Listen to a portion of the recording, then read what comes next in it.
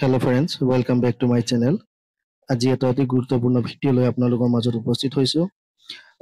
অসম লোক সেৱা আয়োগ আসাম পাব্লিক সাৰ্ভিস কমিশনৰ ফালৰ পৰা এটা অতি গুৰুত্বপূৰ্ণ জাননী জাৰি কৰিছে য'ত ফিচাৰী ডেভেলপমেন্ট অফিচাৰ হয় আন্ডাৰ ফিচাৰী ডিপাৰ্টমেন্টৰ কাৰণে ইন্টাৰভিউ ডেট হয় পাব্লিছ কৰিছে। অহা জুলাই মাহৰ 21 আৰু 22 তাৰিখে এই ইন্টাৰভিউ বা ভাইবা অনুষ্ঠিত হ'ব আৰু ৰিপৰ্টিং টাইম হৈছে আপোনাৰ ৰাতিপুৱা 9 বজা 9 AM। গতিকে ইয়াত কৈছে কি ডকুমেন্ট খিনি লাগিব।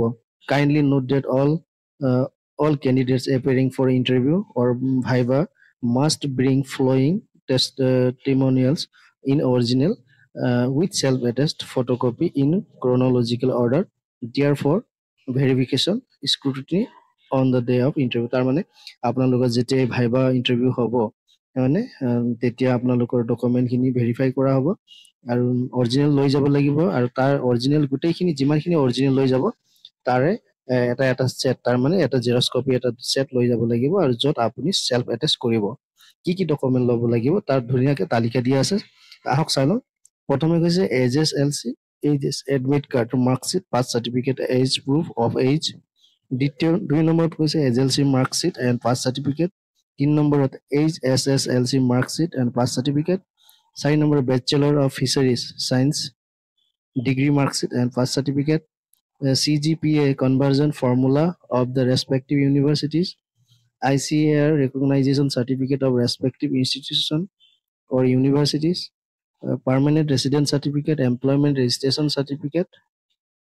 State government employee of Assam must submit no objection certificate from their respective employer or permanent resident certificate, employment exchange registration certificate, caste certificate,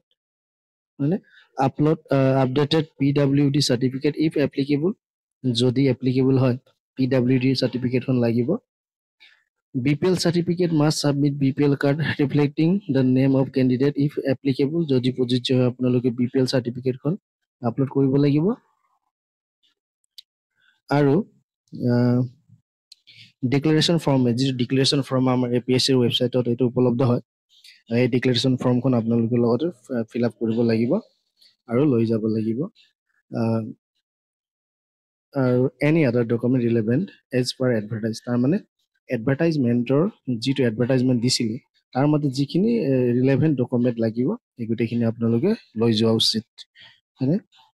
The accepted and rejected list of candidate is uploaded in the Commission's official website.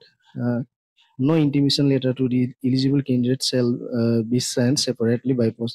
তাৰ মানে যিজন আপোনালোকৰ বহুতে হয়তো apply কৰিছিলে তাৰে মাজত সকলোৰে এপ্লিকেশ্যন বিভিন্ন কাৰণত একচেপ্ট নহ'বও পাৰে মানে তাৰে মাজত কিছুমানৰ ৰিজেক্ট হ'ব। গতিকে একচেপ্টেড লিষ্ট আৰু ৰিজেক্টেড লিষ্ট পাব্লিছ কৰা হ'ব আৰু যিখিনি একচেপ্টেড হয় তেওঁলোকক এডমিট কাৰ্ড ৱেবছাইটত দিয়া হ'ব আৰু ৱেবছাইটৰ পৰা তেওঁলোকে এডমিটখন ডাউনলোড কৰিব পাৰিব। তাৰ বাহিৰে কোনো পোষ্ট অফিচৰ জৰিয়তে কোনো ধৰণৰ এডমিট কাৰ্ড সেন্ড কৰা নহয় বুলি কৈছে। The intimation letter shall be uploaded on 16/7 in the APSC website www.apsc.nic.in। তাৰ মানে 16 জুলাইত আপোনাৰ এডমিটখন কি হ'ব ৱেবছাইটত আপলোড কৰা হ'ব আৰু তাৰপিছত কেণ্ডিডেটছে shall have to download their own intimation letter from the aforesaid website। গতিকে কেণ্ডিডেটসকলে নিজৰ এডমিট কাৰ্ড ডাউনলোড কৰিব। গতিকে সকলোলৈ শুভেচ্ছা থাকিল। ভিডিঅ'টো ইমানেই আছিলে। ধন্যবাদ। থেংক ইউ ফৰ ৱাচিং।